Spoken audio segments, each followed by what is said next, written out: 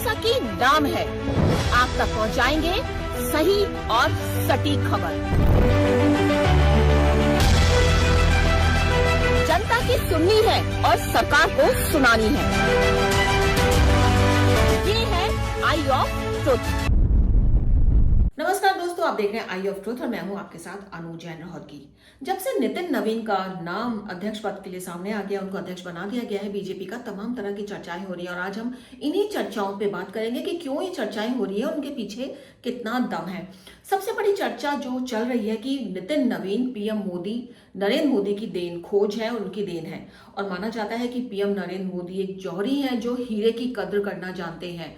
और इसी के साथ जो जोड़ा जा रहा है नाम, देवेंद्र फर्नांडिस का नाम जोड़ा जा रहा है, योगी आदित्यनाथ का नाम जोड़ा जा रहा है, जिन्हें योगी जो पीएम मोदी ने लीग से हटकर सिलेक्ट किया था, सडनली सिलेक्ट किया था, और सब लोग हैरान रह गए थे कि ये कैसे मुख्यमंत्री बन गए महाराष्ट्र और यूपी के। लेकिन मोदी का जो कहते हैं ना, जौहरी हैं और हीरे की परख जानते हैं, उन्होंने परखा और आज दोनों ही सीएम बहुत ही अच्छी तरह से अपने अपने राज्यों में काम कर रहे हैं। यही नितिन नवीन के लिए कहा जाता है कि बहुत ही कर्मठ है, स्वभाव से बहुत ही सॉफ्ट है और लो लेवल प्रोफाइल रख करके बड़े बड़े गेम्स में विन करते हैं, विन विन की सिचुएशन में ला देते हैं। और यही कारण है, चर्चा ये भी है कि क्या बंगाल कुछ चुनाव को ध्यान में रखते हुए इस प्लेयर को लाया गया है कि अपना लो प्रोफाइल रखते हुए ये बंगाल के चुनाव बीजेपी की झोली में डाल दे। इसके साथ साथ ये भी माना जा रहा है कि अगर नितिन नवीन इस पद पर सफल हो जाते हैं तो आने वाले टाइम में, जैसे कि अरुण जेटली और प्रमोद महाजन ने एक राजनीति में एक अपना नाम दिया था, युवा पॉलिटिकल स्टार बन के आए थे, इसी तरह नितिन नवीन भी सामने आ सकते हैं। और यही नहीं, एक चर्चा ये भी है कि बिहार में जो एक विकल्प है, जो एक पद है, जो एक सीएम है, उसका फेस नितिन नवीन को आने वाले समय में बनाया जा सकता है, क्योंकि कहीं ना कहीं नीतीश कुमार से काफी हद तक सिमिलैरिटी नितिन नवीन में ढूंढी गई है कि बहुत ही सॉफ्ट है, सौम्य है और बहुत ही डाउन प्ले है, जनता के बीच में रहते हैं, उनके दुख सुख को ध्यान में रखते हैं। तो तमाम तरह की बातें सामने आ रही है कि ऐसा अगर हो तो क्या इसी कारण नितिन नवीन का चुनाव किया गया है। 5 कारण बेसिकली हैं, 4-5 कारण जिन पर हम आज चर्चा करेंगे। और जो कहा जा रहा है कि नितिन नवीन अध्यक्ष पद के लिए चुने गए, क्योंकि बहुत से नाम दौड़ में शामिल थे, आप चर्चा भी हो रही थी इस पे, धर्मेंद्र प्रधान का नाम था, शिवराज चौहान का नाम था, कई और लीडर्स के नाम थे, खट्टर का नाम चल रहा था कि वो बन सकते हैं, लेकिन सबसे अलग हटके नितिन नवीन को अध्यक्ष पद बना दिया गया। तो इसके पीछे कई कारण है। सबसे बड़ा कारण है कि नीतीश नवीन का जो बैकग्राउंड है बहुत ही सॉफ्ट और सौम्य, और उनको बहुत ही एक डाउन लेवल का नेता माना जाता है। 2005 बार विधायक बन चुके हैं बिहार में ये, 2021 में मंत्री बने, 2025 का चुनाव हुआ उसमें मंत्री बनाया गया। लेकिन कहते हैं कि इनको सिर्फ एक फोन घुमाने भर की देर होती है और ये जनता के बीच पहुंच जाते हैं। मंत्री की जरा भी एक जो घमंड होता है और एक जो एक रुतबा करना शुरू कर देते हैं कि हम मंत्री बन गए हैं, वो नितिन नवीन में कहीं देखने को नहीं मिलता। और एक ये बहुत बड़ा रीजन है कि जो उनको अध्यक्ष पद के लिए चुना गया। दूसरा एक कारण 2023 की छत्तीसगढ़ की जीत में नितिन नवीन का एक बहुत ही प्रमुख हाथ माना जाता है। बीजेपी की तरफ से उन्हें रायपुर भेजा गया था चुनाव प्रभारी बनकर, और कहा जाता है इनके बारे में कि ये एसी कमरों में बिल्कुल नहीं रहे चुनाव प्रचार के दौरान। ये नक्सली क्षेत्र में दूर दूर गांवों में गए, लोगों से बात करी, नक्सली क्षेत्र में घूमे और खुद भी नहीं बैठे और बीजेपी वर्कर्स को भी बैठने नहीं दिया। और यही कारण है कि छत्तीसगढ़ में भूपेश बघेला, जो कहा जाता कह रहा था कि जीत चुनाव जो है उनके हाथ में है और वो जीतेंगे भूपेश बघेला कांग्रेस के, क्योंकि उनका बहुत ही बड़ा एक बहुत बड़ा तबका तो जो था भूपेश बघेला के साथ था। लेकिन इस सब के बीच नितिन नवीन वहां गए और अपने मेहनत से, अपने काम से लोगों का दिल जीता और छत्तीसगढ़ की जो कुर्सी है वो इसको दे दी। इसके अलावा एक परिवारवादी जो स्टैंप है वो नितिन नवीन ने अपने ऊपर नहीं लगने दी। इनके पिता किशोर सिन्हा थे, बिहार में 7 बार विधायक रह चुके थे, लेकिन नितिन नवीन ने खुद विधायक बनना, यानी कि सीधे विधायक बन गए अपनी पिता की मृत्यु के बाद, बल्कि इन्होंने ग्राउंड लेवल से काम करना शुरू किया और धीरे धीरे बढ़ते बढ़ते नितिन नवीन आगे पहुंचे। तो ये थोड़ी बहुत ये एक सिनेरियो है जिसके चलते नितिन नवीन को जो है अध्यक्ष पद के लिए चुना गया। कहा जाता है कि बहुत ही सॉफ्ट है, सौम्य है। और एक और बड़ा कारण जो है कि कभी लोग ये जानते होंगे कि नितिन नवीन पहले बीजेपी के युवा जो सेल है उसके महामंत्री थे, और उसके बाद संगठन ने इनकी जो काम काज है उस पर नजर रखी। और जैसा बीजेपी के बारे में कहा जाता है कि वो मौका देता है, वो सेकंड लाइन के जो नेता है उनको मौका देता है। और नितिन नवीन का नाम पहले से क्यों नहीं घोषित किया, पहले उनको क्यों युवा उसका बनाया, क्योंकि इसके पीछे रीजन भी थे कि सडनली आप किसी युवा नेता को इतने बड़े बड़े नेताओं के ऊपर लाके बिठा देंगे तो ऑब्जेक्शन हो सकता है। दूसरा, काम करने का अनुभव उनको मिला, तो वहां महामंत्री पद पर रहे युवा सेल के बीजेपी के, और इसके बाद यहाँ पे इनको अध्यक्ष बनाया गया। और एक चर्चा ये चल रही है, हंसी मजाक हल्की फुल्की चर्चा ये भी चल रही है कि बीजेपी जो है अपने अध्यक्ष पद का चुनाव एक आईपीएल की जो टीम होती है ना उसी की तरह करती है कि देश भर से युवाओं, जो टैलेंटेड युवाओं हैं उन पर नजर रखती है, फिर उनको चूज करती है, फिर उनको प्रशिक्षित करती है, ट्रेनिंग देती है, और फिर एक बड़े प्लेयर की तरह किसी पद पर बैठा देती है कि अब आपको ये पद संभालना है। और जैसा कि हमने पहले कहा है कि अगर नितिन नवीन अपने इस पद में कामयाब हो जाते हैं, अध्यक्ष पद में, जैसे नितिन गडकरी, राजनाथ सिंह ने काफी अच्छा काम किया और एक चर्चा रही उनके टेन्योर की, ऐसे अगर नितिन नवीन रहते हैं तो एक युवा पॉलिटिकल लीडर बनके एक बार बीजेपी में उभर कर सामने आ जाएंगे।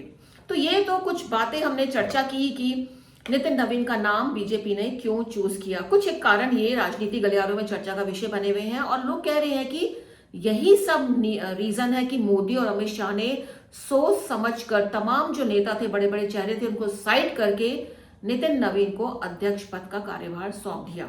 और जो चौंकाया, ये तो चौंकाने की आदत बीजेपी के साथ लगभग जुड़ी गई है। जिस तरह से बीजेपी की कार्यप्रणाली हो गई है, उसको हर निर्णय ऐसा करती है कि लोग चौंक जाते हैं। और सबसे पहले महाराष्ट्र का एग्जाम्पल ही ले लीजिए। चुनाव जीत के जब आया, जो महायुक्ति संगठन बना बीजेपी का, एकनाथ शिंदे का, सब मिले ये, लेकिन जो मुख्यमंत्री था वो एकनाथ शिंदे को बना दिया गया। सबको लग रहा था देवेंद्र फडणवीस मुख्यमंत्री बनेंगे, लेकिन समय की मांग को देखते हुए एकनाथ शिंदे के हाथ जो बागडोर थी वो थमा दी गई। और उसके बाद जब जीत हुई तो दोबारा देवेंद्र फडणवीस को ला दिया गया। तो एक सरप्राइज जो बीजेपी के नेता, बड़े नेता देते हैं, और उसमें पीएम मोदी और अमित शाह के बारे में कहा जाता है कि सरप्राइज देने में वो बहुत महारत है। इसी तरह अगर हम मध्य प्रदेश के चुनाव की बात करें, शिवराज चौहान ने जी जान कोशिश करी और मध्य प्रदेश का चुनाव बिल्कुल बम्पर जीत बीजेपी को दिलवाई, और सबको लग रहा था कि शिवराज चौहान को वहां का मुख्यमंत्री बनाया जाएगा, लेकिन ऐसा हुआ नहीं। मोहन यादव को जो है मुख्यमंत्री पद का दामोदार सौंप दिया गया।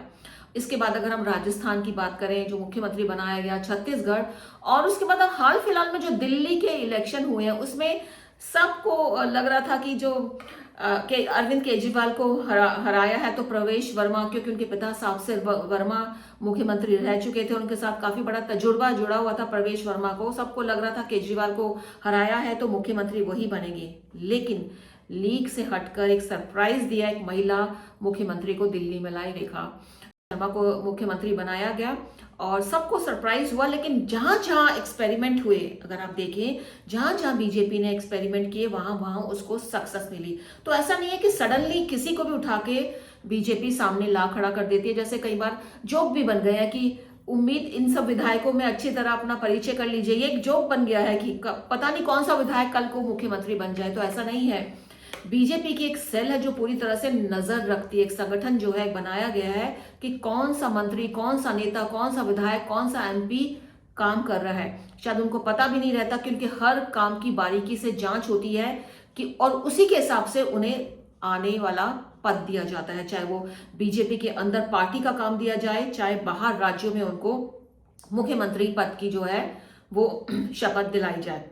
तो एक बहुत ही एक तरीकाबद्ध से जो है बीजेपी काम करती है। और अमित शाह का तो आपको पता ही है, चलते चलते उसका भी जिक्र कर दें। संसद में जब मुलायम सिंह यादव के बेटे अखिलेश यादव ने कहा, जो किया अमित शाह पे एक तरह, और अमित शाह खड़े हुए थे और बैठे हुए थे, और अखिलेश यादव ने ऐसे ही बोल दिया कि ये वो बीजेपी है जितने इतने सारे सदस्य हैं लेकिन अभी तक अपने अध्यक्ष पद का चुनाव नहीं कर पाई।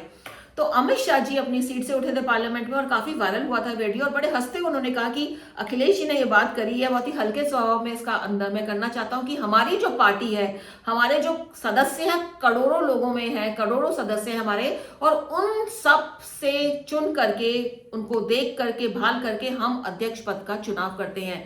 तो ये काम 1 महीने 2 महीने में नहीं हो सकता, क्योंकि करोड़ों सदस्य हैं, किसी को भी बनाया जा सकता है।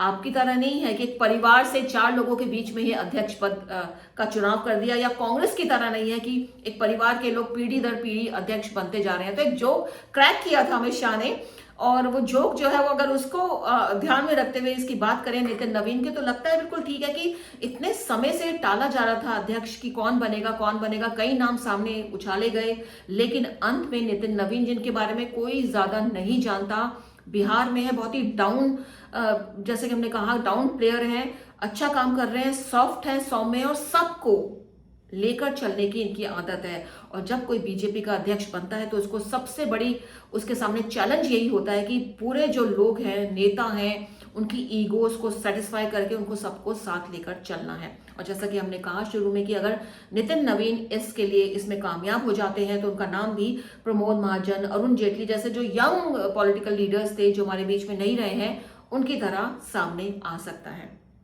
दोस्तों, उम्मीद है हमारा ये प्रोग्राम आपको पसंद आया होगा। नितिन नवीन की बहुत ज्यादा चर्चा, लेकिन खुल करके किसी ने इतने सारे बातें नितिन नवीन के बारे में शायद ही आपको बताई हो, और इसीलिए हम आपको लगा कि ये जो बातें हैं नितिन नवीन के बारे में आप तक पहुंचाई जाए कि किसी ऐसे ही नेता या विधायक को बीजेपी का अध्यक्ष नहीं बनाया गया। बहुत बड़ी एक फेयर लिस्ट उनके साथ चल रही है उनके कामों की, जिसके चलते उनको अध्यक्ष पद का कार्यभार सौंपा गया है। उम्मीद है हमारा ये प्रोग्राम पसंद आया होगा। देखते रहिए, बने रहिए आई ऑफ ट्रुथ के साथ, हमारे साथ। हमारे चैनल आई ऑफ ट्रुथ को सब्सक्राइब कीजिए YouTube पर, इसे फॉलो कीजिए Facebook पर, Instagram पर, Twitter पर और कू पर। हमारे चैनल के बारे में फीडबैक देने के लिए हमें मेल कीजिए ioftruth.6@gmail.com पर।